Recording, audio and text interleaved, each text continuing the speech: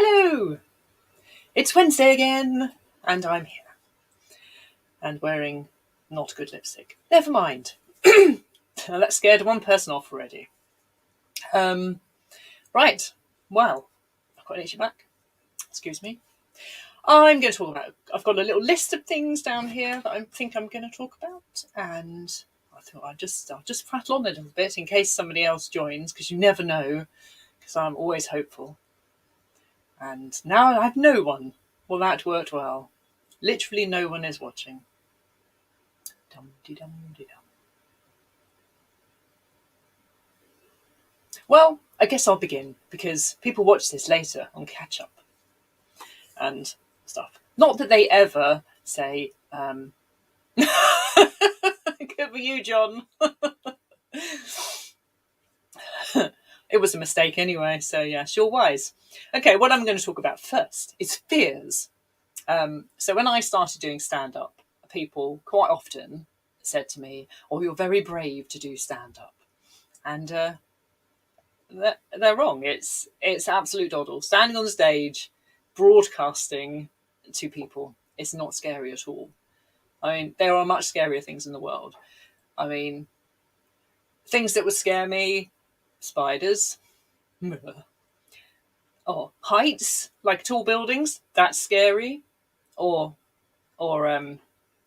depths, which are just basically upside down heights, also scary. But standing on stage, no.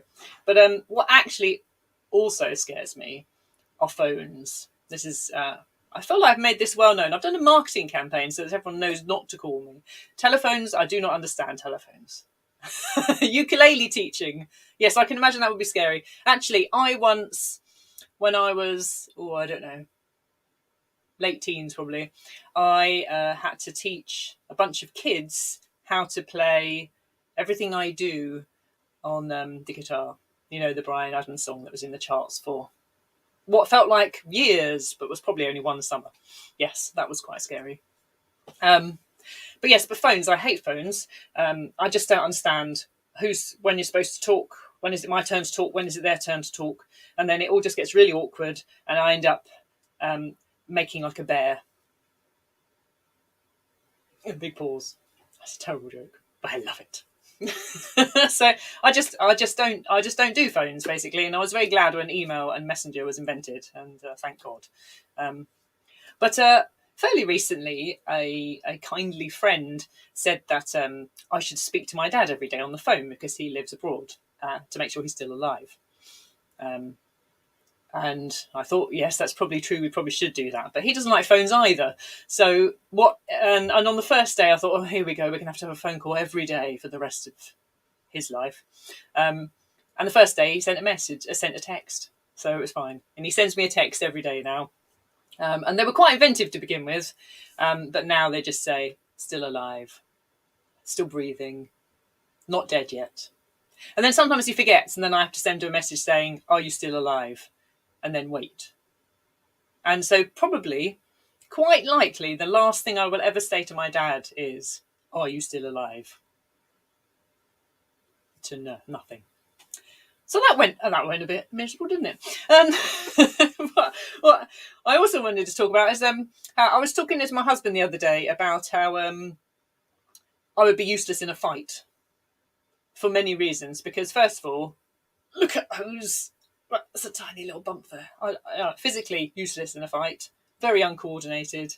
But I mean, luckily he's a black belt in Aikido, so he would be very good in a fight. But I'd be useless. I wouldn't be able to get involved. I'm absolutely. When I try running, my legs get tangled up somehow. I don't know how that happens. And I wouldn't even be able to call the police because I can't make phone calls because they fill me with fear. Gloom with a view. See, I'm laughing now, so that's ruined that, isn't it? Sorry, John. So yes, that was what I was going to talk about. That I mean, my phone phobia is so bad that I can't even. We've got these smart plugs and things, so you can turn the lamp on by saying, I won't do it in case it does it. Google turn the lamp on, and I can't do it. I'll sit in the dark because I feel like telling the Google to turn the lamp on is like making a phone call for me, which is ridiculous because I know when to speak. It's my turn to speak now. Like I say, Google, turn the lamp on. That's my turn. But then she often interrupts me. So I suppose it is a bit like phones. I don't know. Anyway, that was what I was going to say about that. Now, what I want to go on to now is I saw a product this week that made me laugh. It's a collapsible storage box. And there we are. Picture of said item. So yes, it's really great. You can put loads of things in it. Look, there's some also bit of a weird collection of things in that box, to be honest. I'm not happy with that. You know, you've got to sort them out, haven't you? You can't put wool and blankets in the same box. You've got to have different boxes. Anyway, well, great box. You can put all your things in. And it's collapsible so that you can easily store it. Why are you storing a storage box? Are there people who've got lots of collapsed storage boxes that need to be put into another storage box? I mean, no, it doesn't need to be collapsible, does it? You're going to put things in it and store it. Mad. Anyway, yeah. And what else was I going to say? Oh, yes, vacuum storage. I've got those bags, you know, that you put things in and then you use the hoover to suck all the air out, or the vacuum cleaner more correctly. Now, I've spent quite a long time recently washing all of our spare bedding. And I've made all our spare duvets really thin. And I've put them on a shelf in our wardrobe. Now, I don't know why I've done this, because we have no spare beds at all. Not a single bed. No spare beds. So we've got like 3 spare double duvets, 2 spare single duvets, multiple pillows, no spare beds. And they're all little slithery thin in the top of the wardrobe. And I just hope that one day, well, me too, John. I hope that one day they do not, the vacuum seal does not go, because the top of the wardrobe will probably pop off, because there's quite a lot of duvet in there. Yes. But tell me, you know, if you've got collapsible storage boxes, are you storing them somewhere for later use? I don't get it. You can get those like crates, can't you, that collapse? Which I suppose might be useful if you're moving things, but what? No, I just don't get it. So yeah, I've kind of run out of things I'm going to say. I think I've talked very quickly. But I could do some plugs, because I am ready with plugs this week. Because I've got 2 gigs this week. No, not that. Oh yes, I was going to talk about that. Bring it back. Xylophone. I'm very sad to report that my xylophone only arrived yesterday, and I have not managed to learn it. This is partly because, as usual, I thought I would be an instant virtuoso, and I am not. Also, it's quite hard to play anything on a xylophone like that, because you can only play things in C, which limits your choices. Although I am learning zippity doodah. I'm learning zippity doodah, and hopefully to regale you with that next week. And I've also been practicing some things on the glockenspiel that I've already got, which has all the notes. But one thing I have, this is so stupid, I feel maybe I shouldn't share it. So I got a book of 50 songs you should play on the xylophone. And it has things like Star Wars theme tune, things like that. And I was very excited about it. And when I got it, I opened it and went, oh. Because for some reason, I was not expecting it to be sheet music. What was I expecting it to be? I don't know. I can actually read music. I just need to remember how to do it. So I spent all day today trying to play a song and then go, hang on, what's that? E, D, C, D. But yeah, I'll get there. Next week, there will be a song. Anyway, now on to the plugs. On Saturday, I will be performing comedy at Manston. Here we are. Where is it? Manston Sports and Social Club, wherever that may be. I have no idea what this gig will be like. Fun, I hope.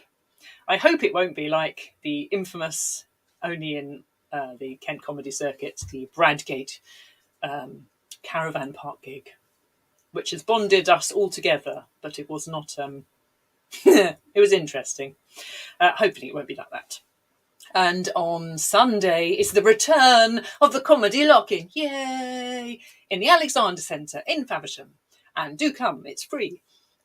Although almost a third of the seats are already reserved. But it'll be fun, it'll be great. I've got a great lineup. And I reckon it's going to be brilliant. And I think that might be it. Well, yes, I will. I've got sat-nav, John. It'll be okay. I will also look it up before I set off into the darkness. and the endless roundabouts that are between Folkestone and Manston. But that's it. All that remains is like and subscribe. See? Also share this video or comment, as John has been doing very nicely. Comment or like and subscribe and share, and that will help. More people see this nonsense. Hey! Also, isn't this lovely? It's a hedgehog. That is it. Thank you very much for watching, especially you, John, and good night.